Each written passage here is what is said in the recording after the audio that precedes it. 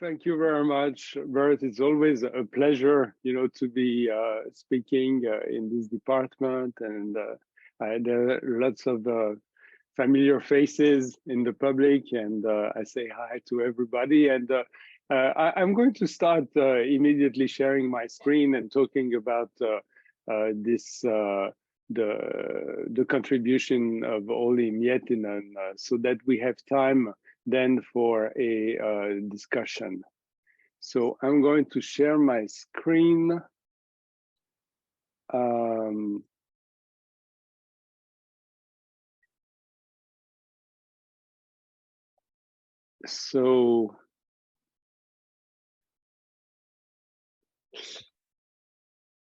So this is we're talking about history of epidemiology, and as you see, it's a long history, and we're going to go specifically to one period that's part of what I've called, classical and modern epidemiology, and within this, we'll try to discuss the contribution of Olli Miettinen. So I just want to start with my conclusion so that I'll try to demonstrate what I mean by that in this presentation. I really think that the legacy of Olli Miettinen is to have incentivized the pursuit of the theoretical foundation of epidemiologic method. And really, he kind of started a transition, or he made possible a transition from an essentially observational discipline that epidemiology was before him into the analytic one that we know today. And so that's really relatively briefly, I'd like to show you what I mean by that. So descriptive epidemiology, if we go to the situation that was after the Second World War in 1945. One of the first textbook that came out was Jerry Morris, Uses of Epidemiology. And it was really a text about, descriptive epidemiology in the sense that epidemiology had to look at vital statistics, at all sorts of data, and try to come out with hypotheses, eventually do a couple of case control studies to check those hypotheses. If they seem to be, potentially valid, do a cohort study. And this is, the book was first published in the BMJ as a series of articles. And you see typically, the type of descriptive data, difference between males and females, et cetera, and how you can look at those and try to come out with hypotheses and test them. So that was really the descriptive epidemiology. And after the Second World War, in 1950 in particular, there were a series of studies that followed that exactly procedure. They had seen that there was this increase in lung cancer, and what could explain it? There were two main explanations. One, air pollution, because cars had increased, simultaneously as cigarettes, and so there were smells of tar everywhere because they were tarring road, and there were the exhaust from the cars. And so one of the hypotheses was that lung cancer was caused by air pollution. And the other was that it could have been also cigarette smoking, which had increased a lot since the First World War. And as you know, both hypotheses ended up to be true, but the first one on lung cancer was actually the first to be shown. This is the 1950 case control study, a remarkable case control study by Dahl and Hill. We could discuss it at length. It was a very sophisticated design and analysis. But as you know, also there were a lot of other case control studies showing the same thing, and they did not convince, in particular, statisticians, because statisticians, couldn't understand this design that had no theoretical background. All studies were different. There were no adjustment for confounding. I mean, some were prevalent cases, other were incident cases. They went in all directions, and so they start to criticize those studies. And behind that, there was no theory. There was no explanation why those designs were actually valid. There was only this descriptive epidemiology type of,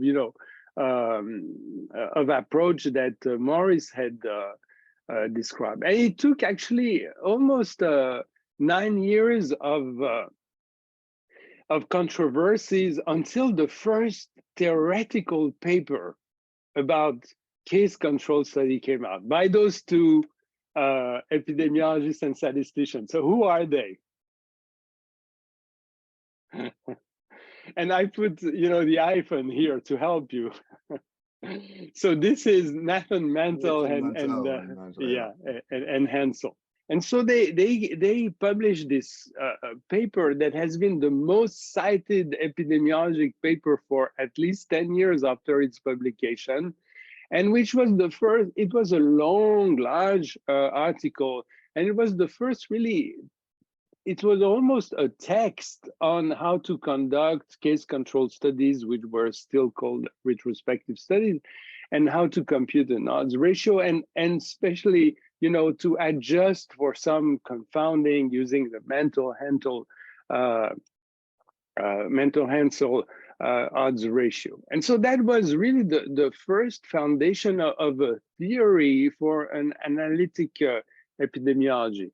That same year, Jerome Cornfield brought together Hansel, Hammond from the American Cancer Society, Lilienfeld, who was at Buffalo then at Hopkins, and there was also Ernst Winder from the American Health Foundation. They were all major epidemiologists there, and they wrote this paper in GNCI, which actually reviewed all the different argument against the association between tobacco and lung cancer, and they discuss confounding and interaction and different other topics. And this was also a kind of a theoretical piece. The first, and here you have some of them, 10 years, this is in the 70s, but you have Ernst, and you see it by the hair, and by, you have Ernst Winder, you have Jerome Cornfield, here you have Breslow, but not the one I'm going to talk about, the father. And here you have Richard Dahl and other participants. So actually a key person in the process, of the transformation of epidemiology has been Brian McMahon, because Brian McMahon published in 1960 a book, and he called it Epidemiologic Method. That was a textbook. It was also extremely, descriptive, but McMahon said, analytic epidemiology is really what is the specific contribution of epidemiology. And the rest, the description is more like demography. We combine both, but there was this interest in method. There were some description of case control and cohort study, some mentioning of confounding. It didn't go very far, but there was the process where it had been started of trying to transform epidemiology into a more analytical discipline. And this is Abraham Lilienfeld, and I show him because he published also a textbook called Foundations of Epidemiology in 1976, and this was, still very much descriptive epidemiology, time, place, and persons. It's kind of emblematic that actually McMahon's text in 1960 began with a quote from Hippocrates, about air's water and place. And so really epidemiology was still extremely descriptive. There was, this is Jerome Cornfield at the Blackboard, and I'm mentioning it because he had in 1951 showed that there was a possible interpretation of the odds ratio you could derive from a case control study. He used Bayes' theorem and showed that you could transform a probability of exposure given disease, which you would get out of a case control study, into a probability of disease given exposure. So that was Bayes' theorem. And when you took the ratio, you could, if the disease was rare enough, cancel the probability of disease on both parts of the ratio and get actually an estimate of the risk ratio in the population. And so he said what was the logic behind that is that there were case control studies and there were cohort studies, and in case control study, if you were carrying and you were studying a disease that was rare in that population and all your cases and controls were representative of the larger population, then your odds ratio could be interpreted as a risk ratio. So that was the dogma until the arrival of Miettinen. And what really has been an event that seems to have changed dramatically the situation is that in 1966, Brian McMahon hired Olli Miettinen for teaching, and he gave him the teaching of the principles of epidemiology at Harvard. And Olli Miettinen was then finishing his doctoral in Minnesota, and he came as an assistant professor, and he looked at the situation that I just tried to describe. So that was essentially descriptive epidemiology and this notion of the rare disease assumption you needed to actually derive a risk ratio from a case control study. So here is the young Olli Miettinen. He came from Finland. He was a doctor. He had an MD from Helsinki in 1962. Went to Minnesota, got an MPH, and then a Master of Science in Math, Statistics, and Biometry, and then a PhD also in Biometry and Epidemiology. And he joined Harvard in '66, so he was still doing his PhD. An interesting aspect also for what I'm going to say later is that both his master and PhD dissertation were on matching design. So I think we can separate Olli's contribution before '76, before this article I told you about that was called Estimability and Estimation, and after. So before '76, there are a series of very important contributions, but not as groundbreaking as what will happen in '76. In 1972, I think this was 70, he had a paper showing, countering the opinion expressed by Bross that matching was always statistically efficient. He showed that it was not always the case. Then in '72, he had this paper on standardization of risk ratio. And the habit then, was to actually apply the rates in the population to the distribution of the confounding among the cases. And so it makes that every standardized risk ratio could not be compared to another if you had different series of cases. So he proposed to do the other way around, to apply the rates in the cases to the distribution of the confounding in the referent population. And that gave a standardized risk ratio that you could compare across studies. Then he had a paper on separating within the risk ratio or the odds ratio, the actual risk ratio, odds ratio, and the part that it was due to confounding. And this was actually provided a measure of the magnitude of confounding that was included in the crude ratio, risk ratio. He had another commentary in response to a paper by Fisher and Patil explaining that confounding and effect modification were different things. I don't stop too long on this because those are, but just to show you the type of contribution that he had. And he also had a paper in 1974 in which he developed Levin's population attributable risk and explained in which what it represents and its component. So that was all his contribution before 76. And then came this paper, which I think is a watershed. Brought a huge difference in the way people considered the different study design and the measures of disease occurrence in epidemiology. And this may seem very readable today, but in 1976, you would spend a good moment only on the title to understand what this meant.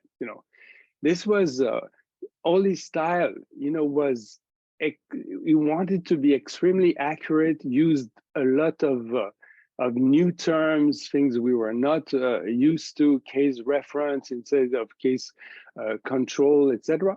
And so they were very difficult to read.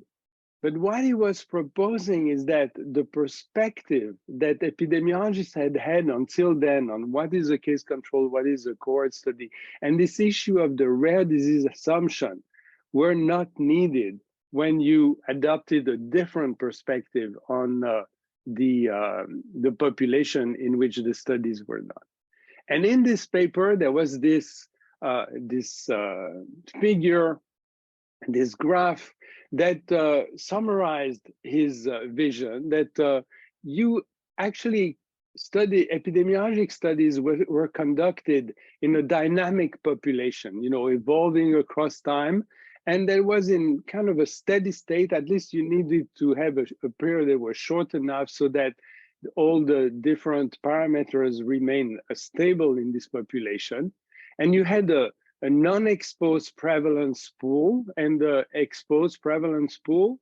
And across time, cases, candidate pool, and the candidate became prevalence. So you had an exposed candidate, a non-exposed candidate, and across time, cases would occur and they would go into the exposed or the non-exposed prevalence pool. And so here, you see the accumulation of the cases among the exposed and the non-exposed.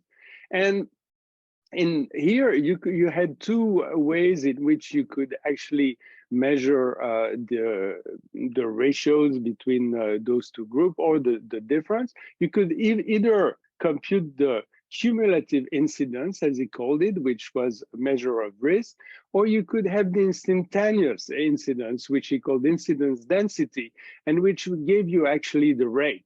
And so you could have the risk ratio or rate ratio. And actually what was shown here is that in the traditional Cornfieldian type of approach and the rare disease assumption, it was assumed that cases in control were recruited at the end of the risk period. Whereas actually you could recruit your controls at the beginning in the baseline population, and that if you compared the cases in the exposed to all the cases in the background population, you would have a measure of risk ratio. If you selected your controls among people still at risk at the time of occurrence of a case, you would have a rate ratio. And it's only if you followed, the assumption, the classic assumption, and recruited your cases and control among people according to their status at the end of the risk period, that you would have an odds ratio. And so that was essentially what Miettinen proposed, and that was completely, I think, fundamentally different from anything that had been conceived before, even though there had been articles on the relationship between case control and cohort study, even though the 1950 case control study by Dole and Hill was, implied that the case control were representative of the Greater London population. And this was an actual theoretical framework. which was based on two variables, people and time. And as you know, other very famous theories are based on two variables, like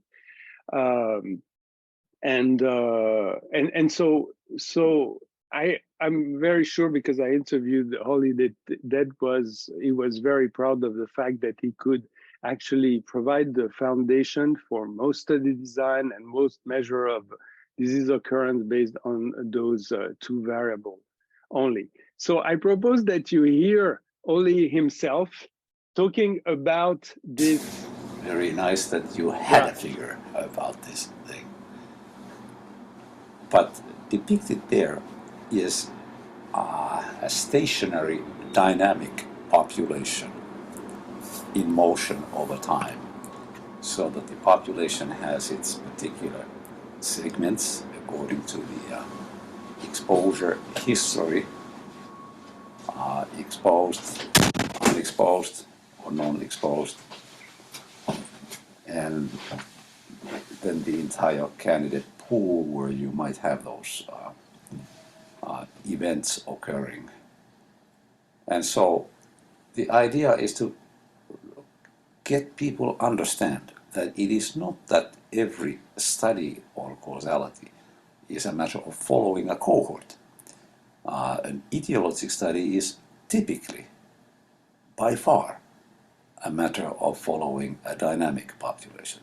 And as I have told you, epidemiologists still don't understand that duality.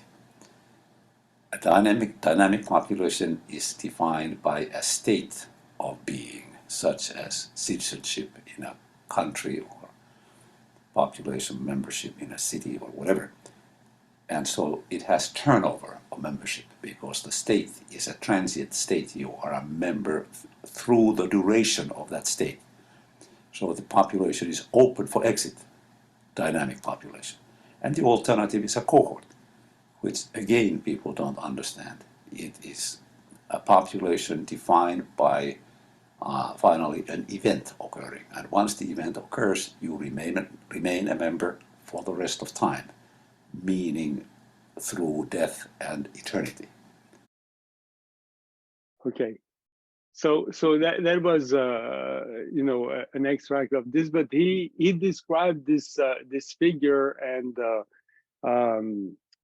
I think we also have a sense of his personality, of his way of speaking, of his sense of humor too, which was very particular. So that was 76, and what came after, I think there are a series of articles that only published in the years to come, which also have been very influential and important. The same year, he actually published on stratification by the multivariate confounder score. I'm sure many of you are familiar. There was this important paper with Francis Cook on confounding essence and detection, in which they showed that actually when you adjust it for confounding in a cohort study or in a case control study, it had different implications, and in terms of removing the bias. And there is also this paper of 83 that he published in Statistics in Medicine, in which he discussed confounding bias by indication and treatment by indication, and that's something that is going to be important in a moment, because actually Jamie Robbins also started a different phase of epidemiology, discussing this issue of selectively prescribing a drug for people that actually at a higher risk of dying from the disease, and seems to be, should be to whom it should be prescribed preferentially. So these are the situation. This is after 76. I think it shows where the main impact of Oli has been. And I think that in the 80s, progressively, all his voice and influence began to fade directly from his own words and articles. But what happened is a whole generation of epidemiologists actually translated his work and made it that his contribution became mainstream epidemiology very rapidly. And there is actually an indication, interesting indication that the influence of Miettinen on a series of textbooks that occurred was actually mediated from the teaching of Miettinen's work into those textbooks. And this is a summer course of epidemiology in Minnesota in 1975. And here you have Ken Rothman, and you have other epidemiologists here. You may recognize some of them. Milton Terris. This was right now I forgot. Lou Kohler, Schumann, Fred Lee, and so Ken Rothman was actually Miettinen's assistant, and he taught on the basis of Miettinen's handouts and material.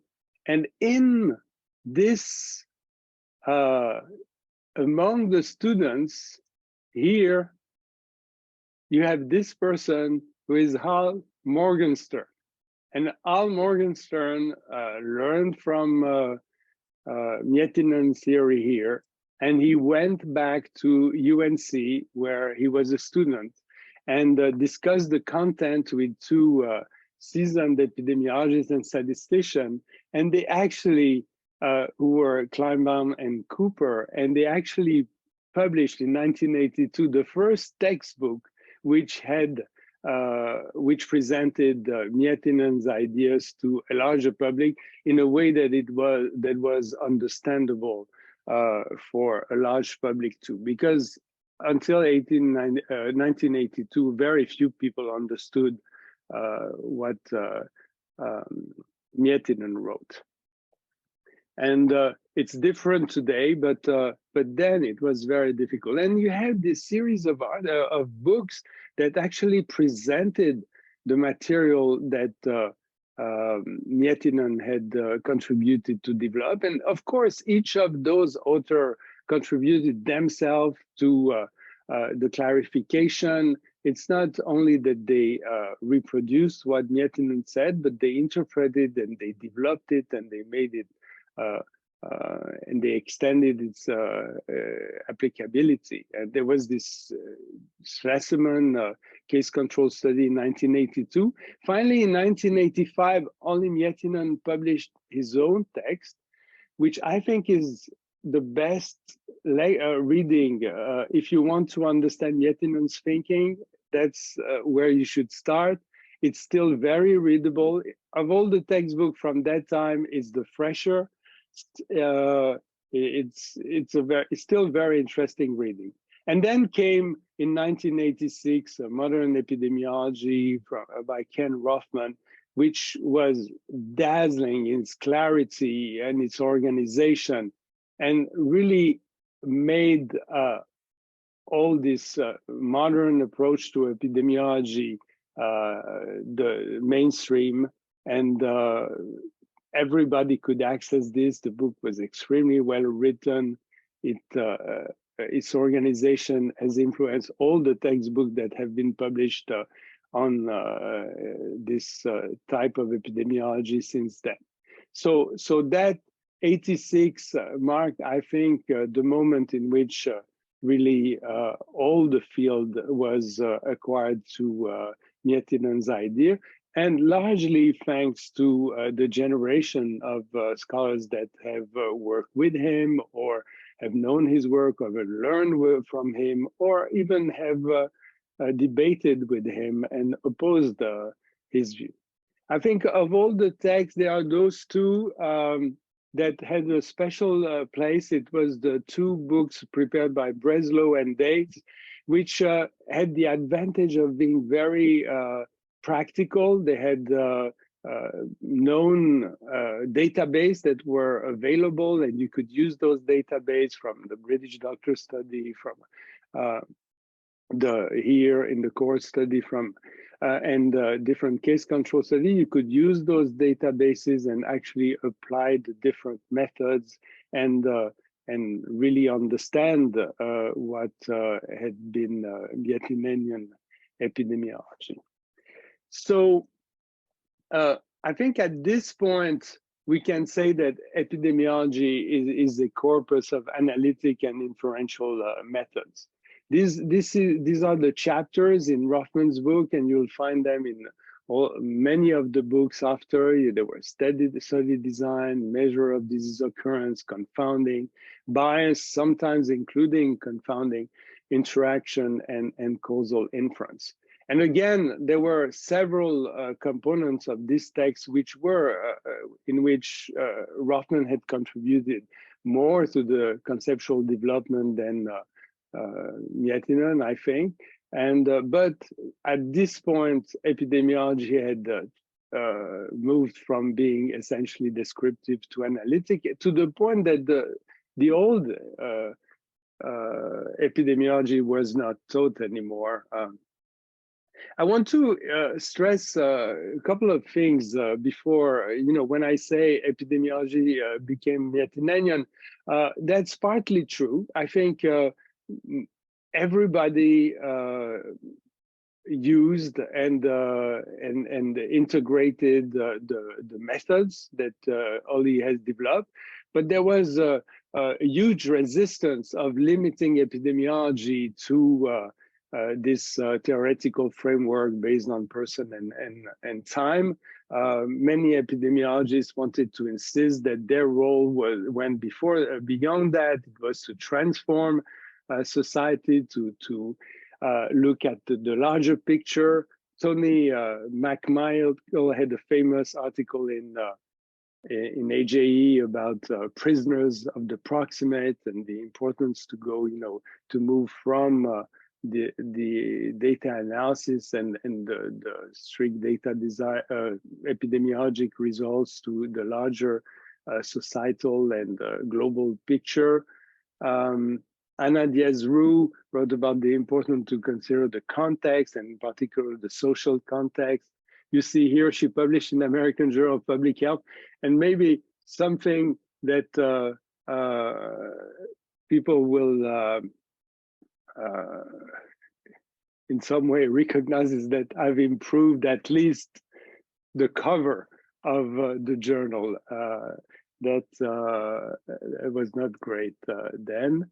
Then there was the public health dimension that Neil Pierce defended also, against a very restrictive interpretation of Miettinen's ideas. And George Davis Smith insisted that the biology was important and should not be, we should keep on considering it. It should not be marginalized and considered as foreign to epidemiology. So there have been all those opposition to Miettinen, and they did not contradict my main point that the methods had been universally